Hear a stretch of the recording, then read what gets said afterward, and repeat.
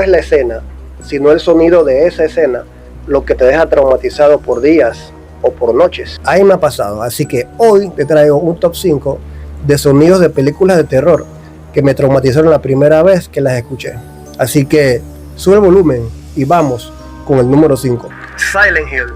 Si viste esta película, ya sabes de lo que te estoy hablando.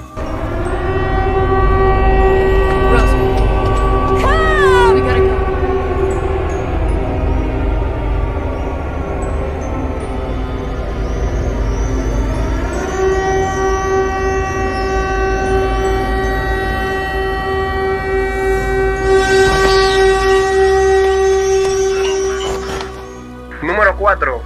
El Exorcista.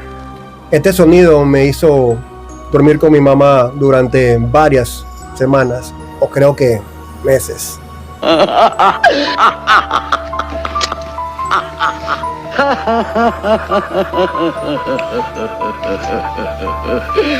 Nuestro Señor Jesucristo, quien vive y reina con el Padre y el Espíritu Santo.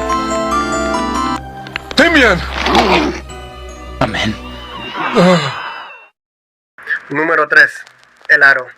Aquí no hay una música fuerte, solo un sonido de estática que te hela la sangre. Y sumado a eso, el famoso sonido del teléfono. Este sonido me hizo traumarme al escucharlo en lugares vacíos, cuando estaba solo durante mucho tiempo. Imagínate que alguien te llamara para decirte que te quedaban 7 días de vida.